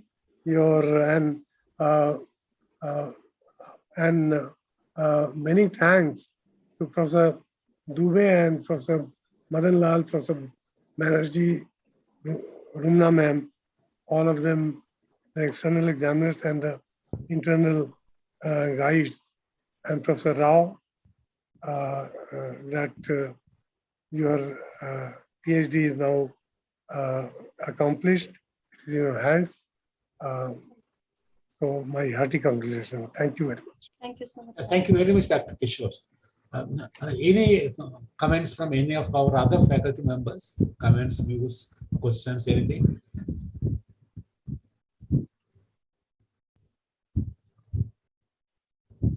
I would like to express my sincere thanks to both the examiners. And sir, it was a very insightful Viva, what I can say. Like, as usual, the selection of external examiners by the university has the combination of addressing the conceptual richness from Dubey sir and also the analytical area from Madan Lal sir. We also had a very good learning from both the examiners for the day, sir, and also like the students who have, I mean, the PhD scholars who are attending the Viva, they are also getting useful because of such kind of queries. And those who are watching through YouTube live and in the later stage, they'll be watching these videos also. It's a very good inputs for all of us, sir, as a university. And we'll ensure that the corrections, what has been mentioned by Madan Lal sir regarding the content and multiple regression part, we believe like as a university, like we'll make those correction, and based on correction only the final copy will be submitted to the university, sir. That's a submission from our end representing the university, sir. So thank you very much for the insight, sir. Thanks, sir. Yeah, so in case there are no other comments, Madam Khushbu Agarwal, you have done a great job. Yes, sir. Despite various personal problems, personal challenges, and also professional challenges, you work really hard, and you are earning your PhD. Yes, sir. It's a great job that is done. And for the benefit of both the extra examiners, sir, our PhD program is for the working professionals. There we have got three types of professionals that do this. One is the academicians that want to kind of improve their qualification, and so that they get promoted and immediate returns are there for them. The second profile of the people that do our kind of a PhD program are the people that are working in the industry. For them, it is something like it's a matter of a risk mitigation, or opening up one more kind of a career for them. Yes, sir. For a rainy day, or maybe for the kind of when they retire, sort of they look for a second career. The third type of the profile of the segment what we have are the ones like Khushbu Agarwal. They are not into academics. They are not looking for a second career. For them, they are in business. They are entrepreneurs. They are doing the business. But they choose to sort of take the area where they are doing the business or working themselves. And that they want to do the research, so that they want to get more insights into that. So that is also encourage them. In fact, Khushbu is one among them. We have got some more people lined up into that, who have got their own business and they are trying to do a PhD on this. So for them, yes, in fact, they understand their business and their domain, but they want to get deeper insights into that. It may or may not help them immediately in their business. This is what I used to caution, Khushbu. I used to tell her that, for a business person, they look at quick returns. I told her that, your returns may not be very huge. You're spending so much of your time and efforts, you may or may not be able to get the returns in your own business, nor you can go and become a professor and get more revenue out of that. That's also not there. But despite that, she has done it, that is something all of us appreciate. So she wants to contribute something to this realm of, the domain of the management. So that's something I'll do to that. So a couple of queries from my side, I'm not asking questions, just only a few thoughts I want to leave with you. See, Khushbu ji, Yes, sir. sort of you looked at, say after all, if you look at, how many people go abroad every year for higher studies? Do you have any numbers with you? Yes, sir. I'm not asking about, only for the engineering and MBBS. How many people go abroad for higher studies? So more than lakh, sir. It's not more than 1 lakh. See, in fact, the figures are available. Something like, for the 2021, it was down. It is, the figure that is given in the parliament itself, it is something like 2.55 lakhs. 2.5. Earlier years, it used to be higher. It used to be something like 4.5 lakhs previous year. Yes, And earlier year, it was sort of higher to that. yes, sir. 7,50,000 approx. It has gone to a million, something like, a million, 1.2 million. It has come down because of the COVID times. Yes, sir. So, Khushbu, the second question that comes out of that is, like, that is a question, in fact, Dr. S.K. Dubey, very, very patiently, perseverantly, he tried to pull out from you as to, if you look at a segment, you looked at one market segment that is going abroad. They are doing the kind of, for the engineering and medicine. Yes, sir. But people go to US. Do they go and do engineering, the BTech, BE or BS? Do they do engineering or do they do medicine? A lot of people go to US, isn't it? Yes, sir. People used to go. What for they do? What do they study there? They go for, sir, engineering, sir. Engineering and other. They do BS. They call it as a BS or B. Do they go for BS? No, sir, hardly, sir. Anyway, I think, I thought that being in the business, for you also, it's a good opportunity. If you see the kind of people that go abroad to the kind of developed kind of countries like, US or UK, they go for the masters. Yes. Now this is the new One of them, they go for MS. Yes, sir. And if you go for MBA also, particularly the people that go to UK, they do some MBA. But the returns are the highest when they go for MS. So for the MS, they require a minimum 4 years of graduation as far as the US is concerned. Yes, so because of that, what you notice is most of the engineers, irrespective of their discipline in the undergraduate, they go there and do MS. Some MS they do, but after that, the advantage, sort of they can get a job. So they go on sort of a student visa, and after that, US government, yes. And the returns are the highest for them.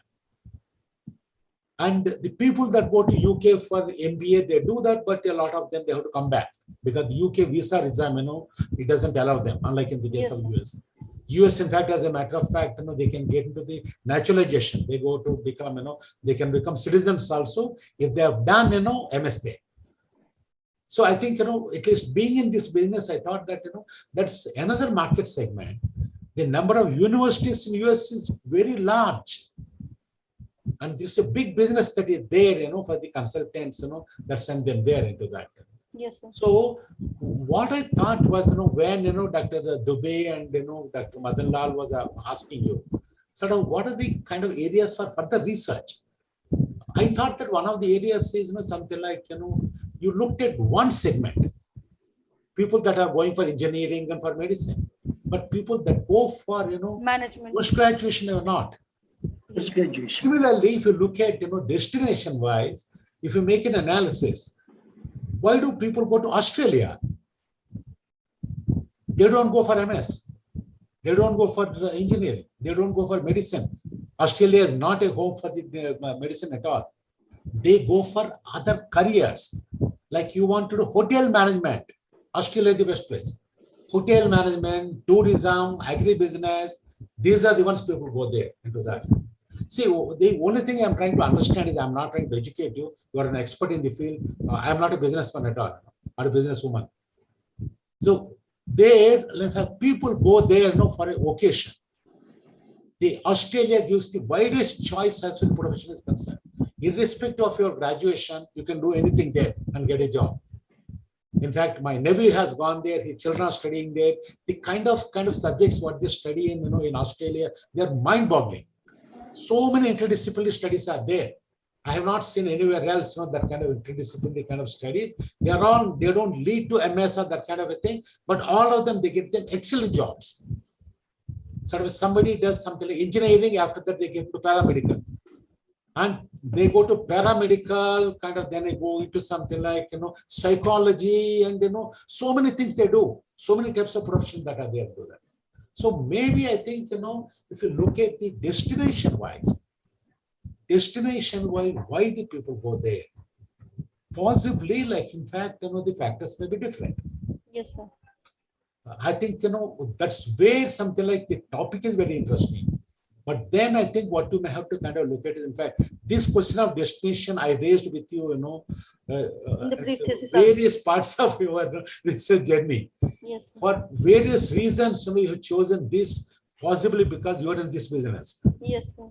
Whereas the other businesses, see, as a researcher, I think, maybe if you look around and do a little bit of, a lateral thinking, I'm not saying go outside your scope, but at least, if you have done some sampling, something there, maybe possibly you would have got some other revelations out of that.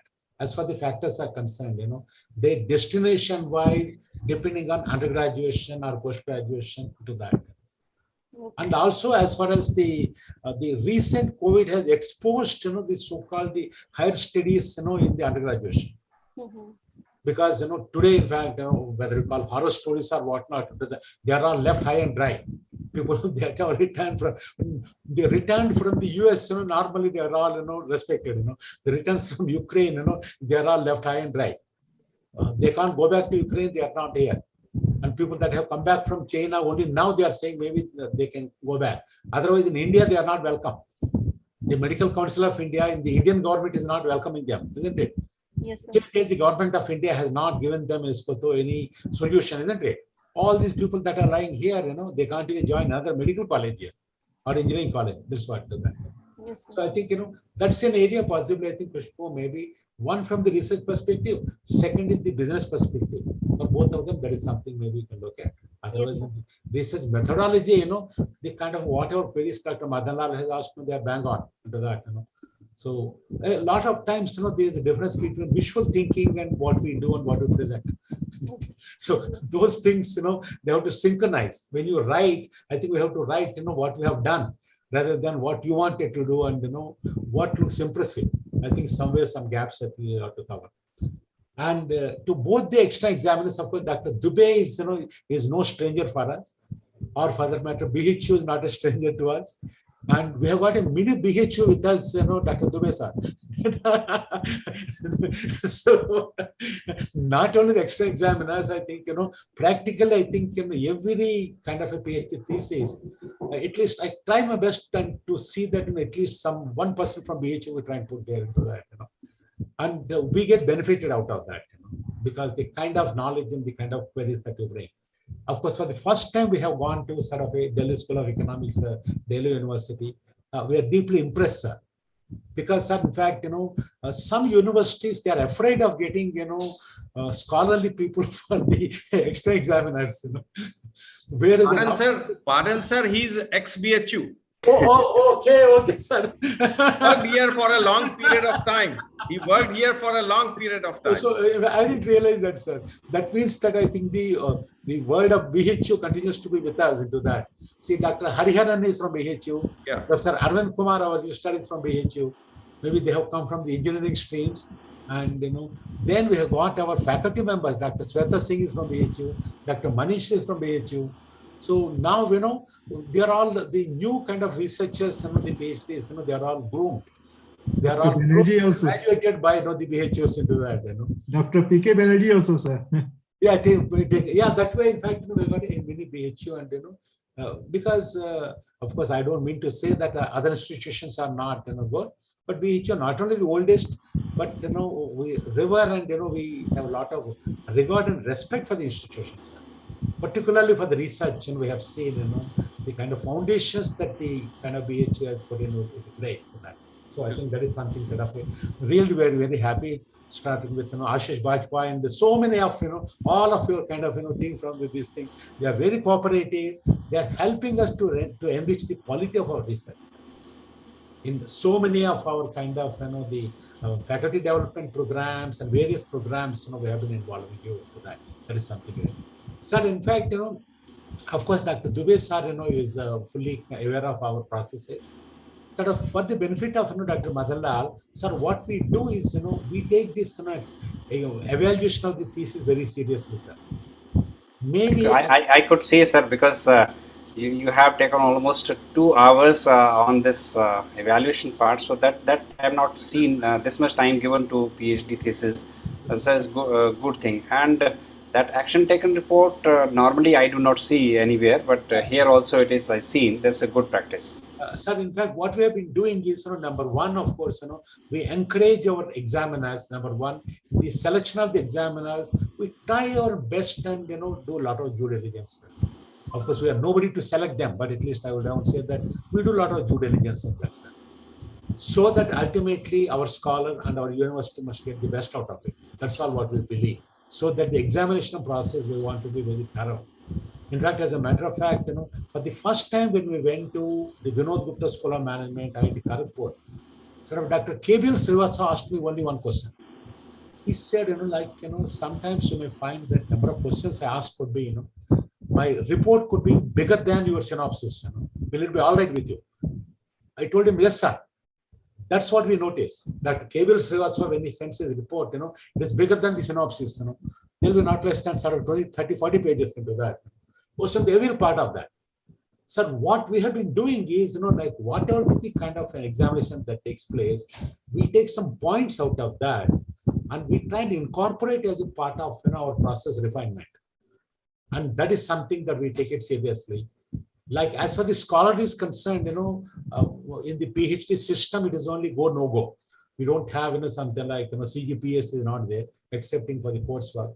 But what we do is, all the questions and all the queries that are there, we take them into account. And we take them, there's a feedback and insight, so that we can refine our own processes. So that, the next scholar sort of, when they submit a thesis, or when we are guiding them, we try and see that some of these points are, taken care of to the best possible.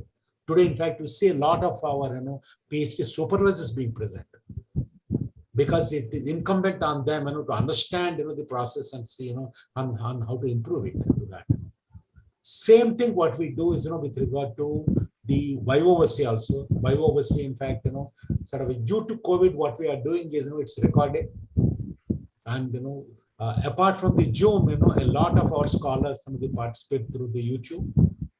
And the recording of this, is available on our websites. That is the openness that we bring onto the table. The PPTs and, Voce, all of them that is there.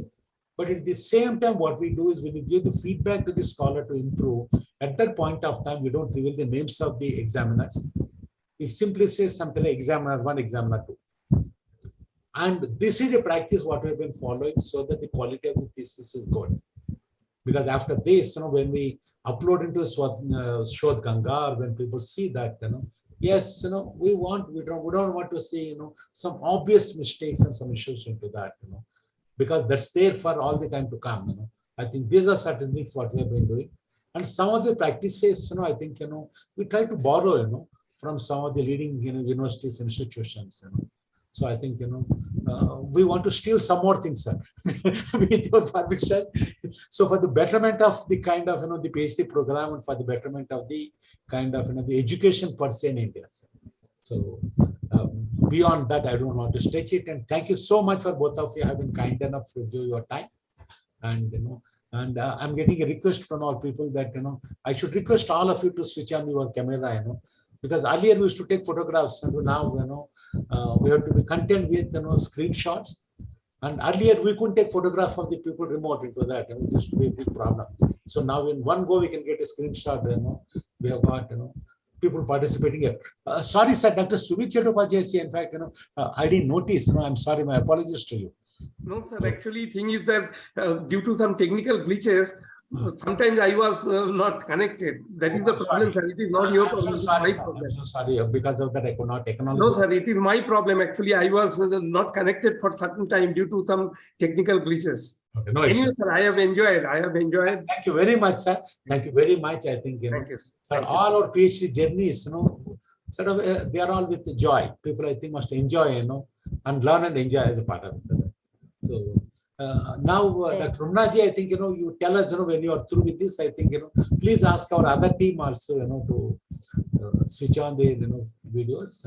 I think we have got Mr. Sarojkant Singh, from, Kolkata. He's our research scholar, and plus also some more could be there, various parts. So thank you all very much. And thank you. And now, thank you. If Dr. Rao, if you permit, we can congratulate Khushbu as a doctor. Yeah. So I was Dr. Khushbu. Permission for Thank that. you so much, sir. Now that we got the permission from both of them, now I'm officially authorized, to congratulate Khushbu Agarwal. Thank you so much, sir. Thank you. Congratulations. Congratulations. Thank you so much, sir. Congratulations to Khushbu and Madam Rumna also for. We also congratulate both the supervisor. Yes, sir. Exactly. Congratulations, Dr. Rumna Bhattacharya. Congratulations. Supervisor and the entire team from the University Jharkhand that have enabled her and helped her in this journey. Thank you. And Namaskar. All the best to you. Namaskar. And I wish all of you a very happy Raksha Bandhan. Thank you, sir. Thank you. And after that, we have got, our Amrit Mahotsav, Azadi Ka Amrit Mahotsav, and congratulations and, best wishes to all of you. Thank you, sir. Thank you. Thank you. Have a great day, sir.